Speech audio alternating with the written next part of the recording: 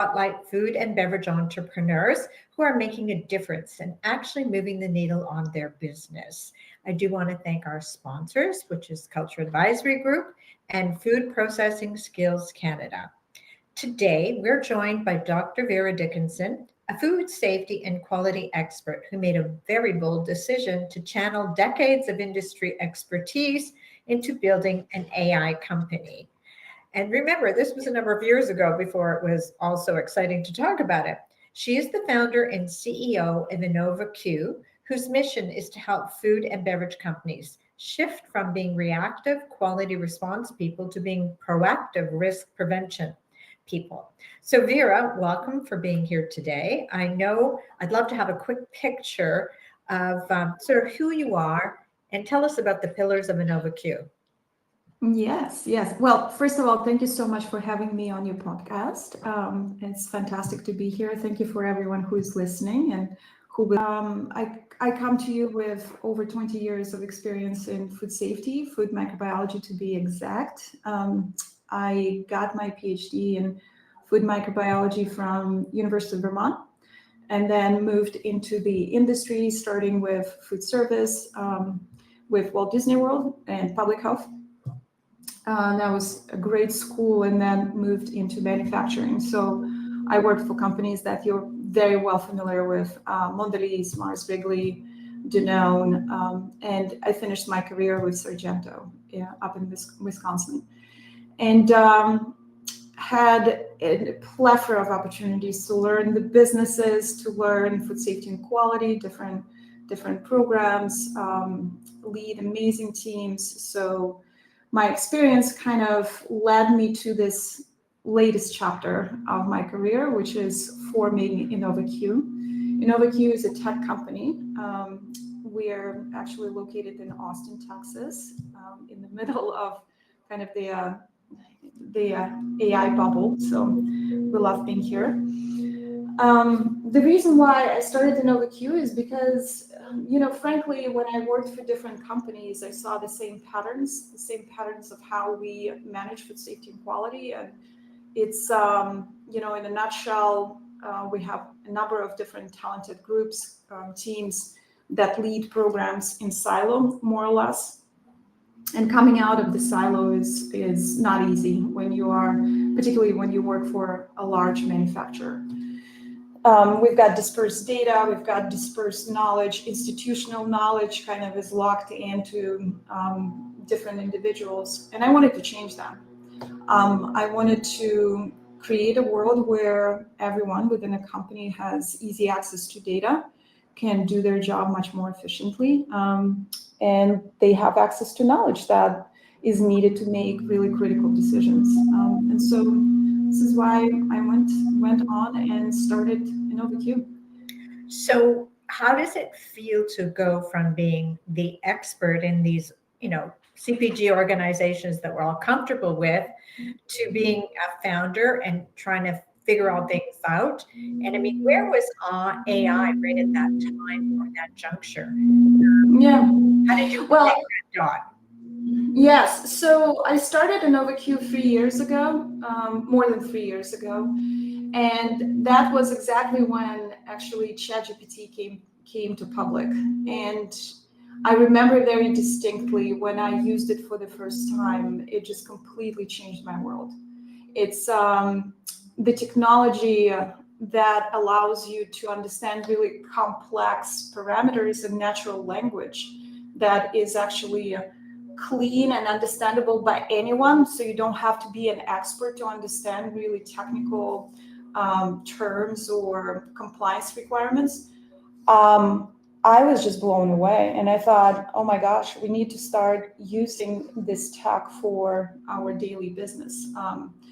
And so what helped me is that 10 years prior to it, or in the duration of about a full decade, I was while working for large companies, I was really deep diving in machine learning and in just what we call now AI. But I was really trying to comprehensively look at the area of my accountability, collect as much information as I could from different subgroups of quality, food safety, as well as cross-functional teams to make the right decisions at the right time.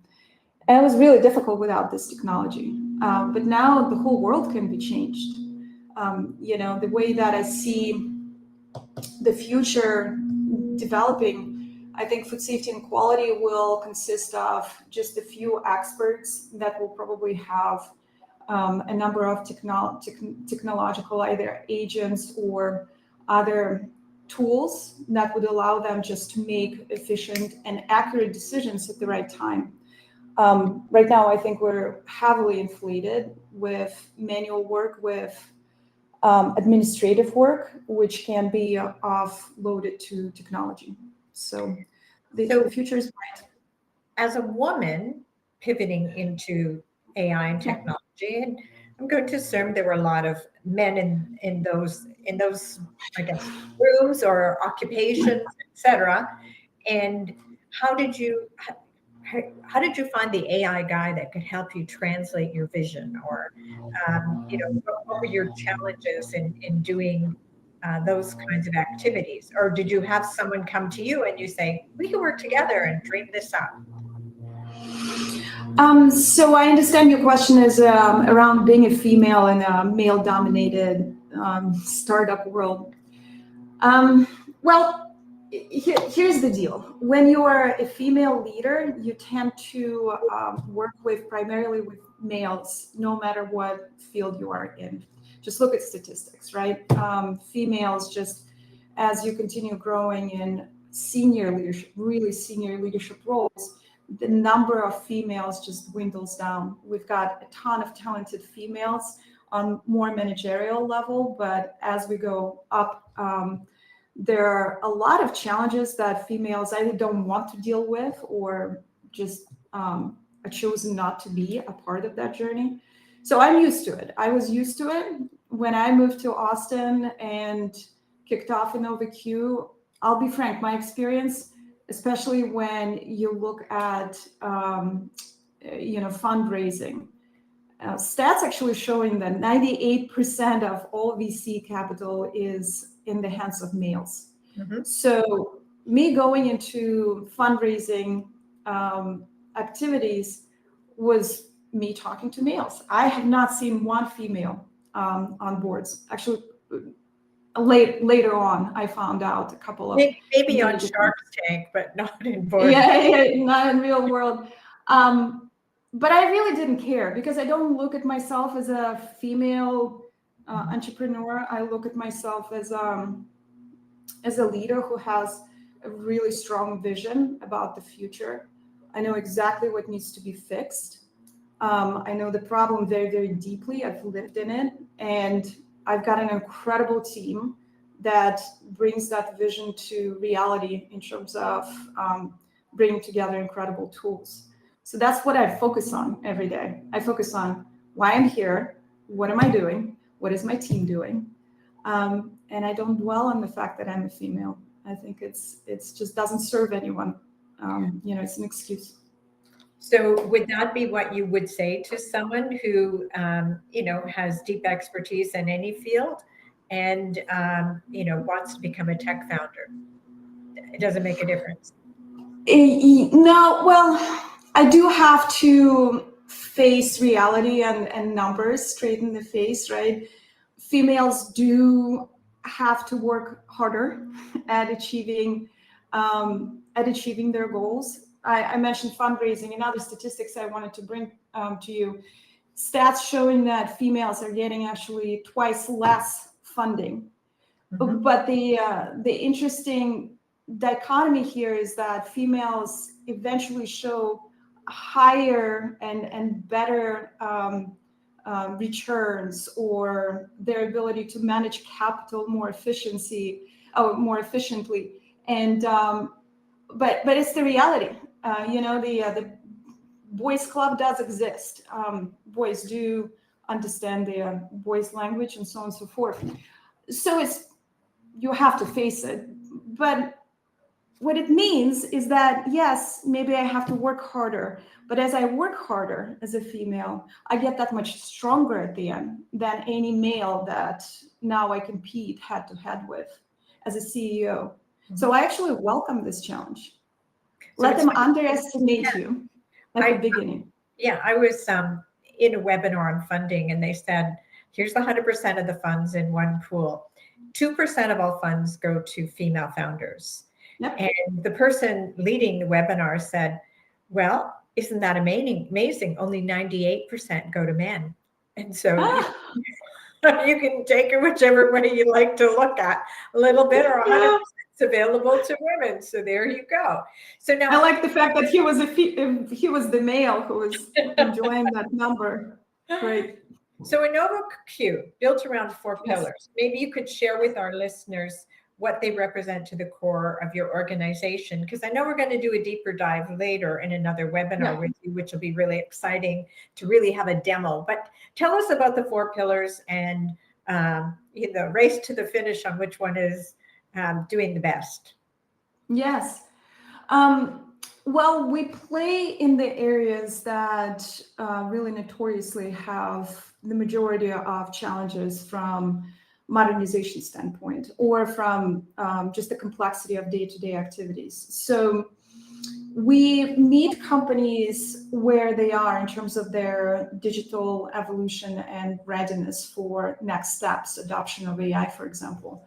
So with large companies, of course, they have had a number of years to digitalize their activities and build strong AI teams and maybe move their systems in preparations for AI. So with those companies, we work on modernization of their data systems, bringing their siloed IT outputs, like different systems that this team would probably recognize, like LIMS system having analytics in one end, supplier quality maybe through traceability from TraceGains, or other systems sits in another end. Your manufacturing data will be in whatever your system of choice is. So we unite that data in one platform and allow manufacturers to have real-time access to critical information, so they can make actual decision in real time. But they also can build and deep dive in root cause analysis if something breaks down. And we lean heavily on building forecasts for uniting and leveraging all this cumulative data, comprehensive data. That's one end. If a company is not ready to move into data integration, pretty much we see in the market another problem that the majority of us dealt at some point with, and that is incredibly complex regulatory requirements. Depending on different scenario, depending on a new product that you are launching, you will have, and depending on what market you are going to be serving, you will have thousands upon thousands of different variations of law that you have to be knowledgeable about. We've got a product that actually helps you navigate really intricate, very technical activities that bring a company to compliance. For example, innovation process, risk assessments on novel products, or pulling data from the market on recalls and anything in that nature. So that's the regulatory is kind of optimization is the second group. Then the third one is supplier quality, of course. Supplier quality is a notoriously very difficult space. Lots of people work in that space because activities are very manual. So we look at activities that are actually quite complex and repetitive in terms of like administrative work, and we optimize them. One of them is we've created a tool called Clear Onboard that actually helps you onboard your suppliers in pretty much real time, and the platform allows suppliers to understand what's required from them and bring them through a document flow that's required for the customer. We can talk about that a little bit more later. And then the third big space is automation. Our latest product, we call it Clear COA, actually focused on a problem that a lot of companies have, which is manual processing of certificates of analysis. So not only we process these certificates manually in about 70 to 80% of our surveyed clients do that manually, but we also don't utilize the analytics sitting within the these certificates. So our product actually allows you to digest and process your PDFs automatically, and then bring about all the analytics from these documents within seconds, so you can actually see supplier performance, materials performance, and so on. So it doesn't really matter what size of organization. Someone can use Clear COA if they're a small entrepreneur right up to larger corporations. Absolutely. And we've got this product plug and play, which means that you can connect to it within seconds. So I understand on May 13th, I'm going to get a demo. I can hardly wait. It sounds like a cool tool. Yes. So then, Yes. in terms of every founder in their story had those moments where they thought this might not work, and you've kind of evolved into, as you said, 4 different spheres of space that your organization, yes. And that's a lot of data and a lot of data processing and organizing, etc. So as you were going through, were there pivot points, hurdles? What helped you get by? If I was selling into retail, it's one good call. Where was your sort of pivot, or when you say we've got it? Was it the client that you landed? What made it exciting? Yeah. Well, first of all, let's talk about hurdles a little bit. I think when you start a company, especially a tech company, please do expect that you're going to have ups and downs all the time. It's just a part of your life, right? So from day one, I was just expecting that actually it would be much worse than it was in reality. So I don't know, people give you all this statistic that 9 out of 10 companies die at year like 3 or whatever the stats are.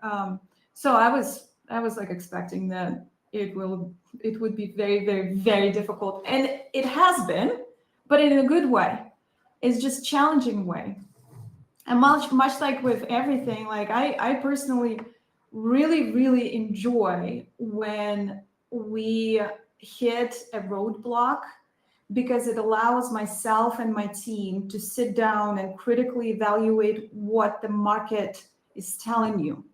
And every time you have these blocks and these conversations, you get better and better and closer to your perfect, ideal customer profile or your product market fit. So these things are amazing. So I recommend that anyone who's kind of goes from ebbs and flows actually doesn't get scared of bumps on the road. It's fantastic. And then in terms of the pivot moment, for me personally, it was, I started Innova-Q with a really big vision, but I'm realizing, especially in year 2, close to end of year 2, that actually the market is not necessarily prepared. Not everybody is prepared for that big vision. Not everybody wants to go through integration and spend hours of their time to develop this incredible tool that allows you to be predictive. Actually, the majority of people want us to meet them on the ground. Certificates of analysis, please help us deal with that. Great, we're here for you. Or supplier onboarding. And I really lean in the experience that I had in the past to drive that direction and think through these painful big buckets that are really drenching our really precious resources and energy. And we try to address those first now. So you also made a comment a bit earlier about organizations like having AI teams, et cetera. But when you think of all the CPG companies that you listed, and some of them I've worked at as well, and you're kind of making the point right now, are the Nestle's and the Wrigley's and all of those organizations, are they ready, or they are talking to being ready? Because we do have a lot of people that participate in the Launchpad Live are small to medium sized people that are on this call. And then there are some larger organizations. But I think the whole world thinks everyone's doing it correctly or has big teams or big budgets to do these things. Are you kind of alluding to the fact that everybody's growing and it's not a one-stop shop and you got it kind of thing? Yeah. So what we see right now with large companies is that they do invest really heavy budgets in exploring AI right now internally. And with large companies, they actually, because of security, it's probably number one challenge that large companies have is their mistrust for companies that, smaller companies, startups like ourselves. And they want to build products internally under the same company umbrella, so the data doesn't go externally, or maybe they have tighter control on where that data flow goes. Having said that, what we also see is that it takes tremendous amount of time and actually failures in large companies. And my personal opinion, we've decided to let them learn on their mistakes. And it's actually backed up by data as well, that the majority, about 85% of all projects fail when they're done internally. Not because people and IT organizations don't know how to deploy the products necessarily, but it's a mix. It's a mix of not having an expert in the loop while building the product. It's actually having zero change management process. So something gets deployed and people don't even know about it. But long story short, internal integrations are not showing to be as successful as when a supplier like Innova-Q comes to your premises and helps you with these integrations. So our primary customer base is actually your size customer that you guys have, the culture group has.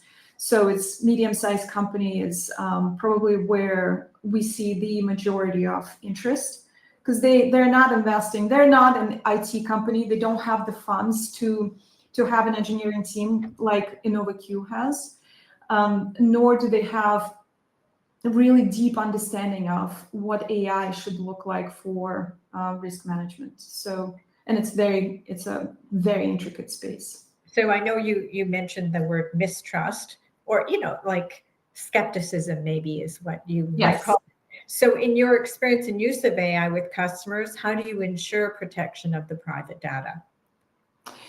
Well, that's kind of your entry to market. Much like a food manufacturer will first and foremost think about legal and safe, right?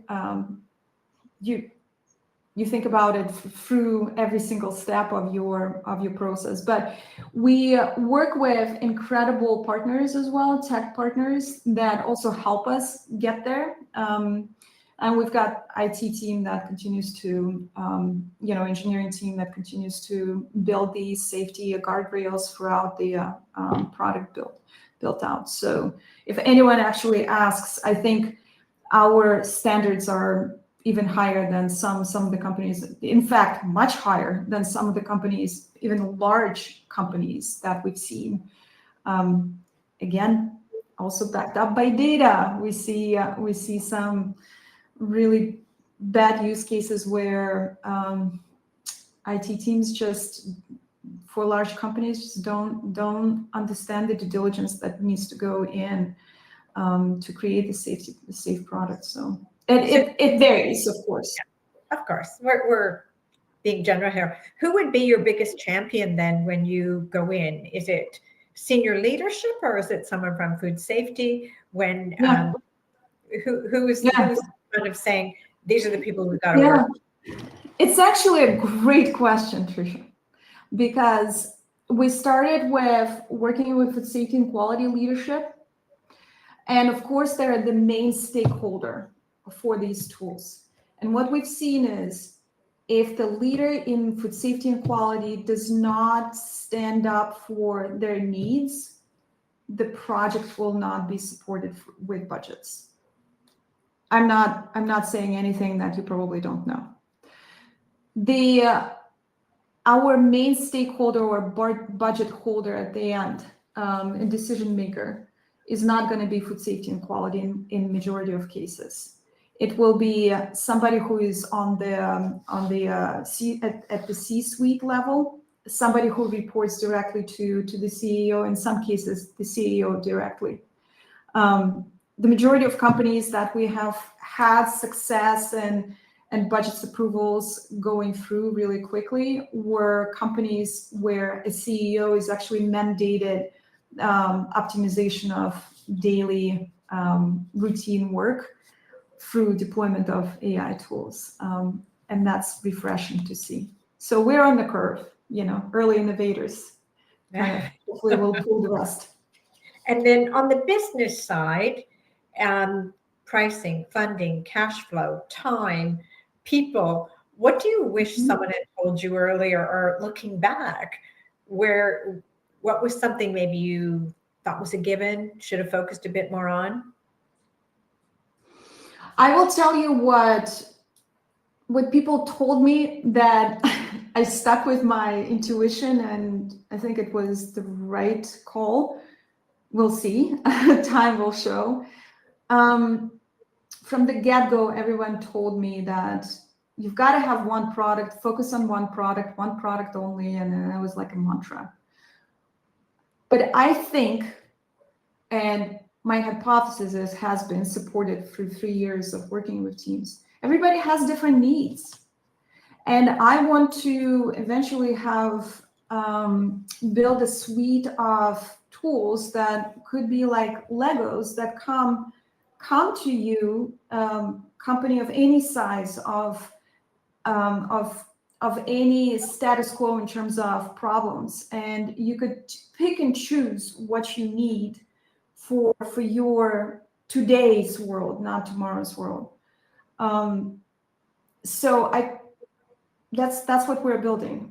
We want to have some, particularly if a company goes through a big restructure or God forbid through a recall, we can come in and actually evaluate your governance processes and tighten your day-to-day activities and how you manage food safety and quality across supply chain utilizing these tools. And that's actually so profoundly in terms of ROI that you're drawing and improvements. It's crazy when you see that come to life. So if you had one word that sums up your journey so far in building Innova-Q and making your pivots and doing it as a woman in AI, what would that be? That's a good question. Somebody once upon a time told me that, we had this exercise leadership with the leadership group. Somebody, you had to pick one word associated with the person, and somebody almost like in a accusative way told me that I was tenacious and I wouldn't let go. And I think this is the reason why I keep going with a startup. Because like I mentioned to you, ebbs and flows and problems will come and you have to react to them. You have to stand up, pick yourself up and keep going. And going back to your vision, that's going to be really, really critical. So tenacity is my word. So tenacity tied to strategy. Yes. There you go. So this has been wonderful, Vera. Thank you so much.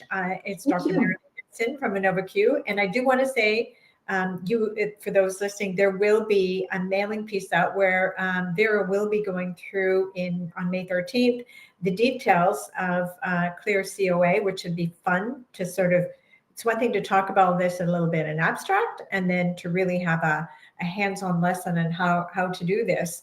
But I do want to thank our sponsors, Culture Advisory Group and Food Processing Skills Canada, and our listeners. Thank you. As you know, we record these sessions. We do post them on our YouTube channel as well as on LinkedIn. And we will have our next event, LaunchPad Live event, on the 20th of May at 1 p.m. And we have Lee Nuance from Ireland, actually, and she's going to be talking about Caravan, a new product that's coming to Canada, and it's going to be a very innovative and unique way for many of the entrepreneurs on our call to get listings with Canadian retailers. And it can go vice versa, which is export into the Irish, British, and French markets. They've got systems set up. And then you're going to need some of Vera's regulatory tools to help you with all those ingredient lists and languages and all those wonderful things. So thank you again, Vera. A pleasure. Look forward to next week when we do a deeper dive on this. And thank you, everyone, and have a wonderful afternoon. You too. Thank you so much for your time.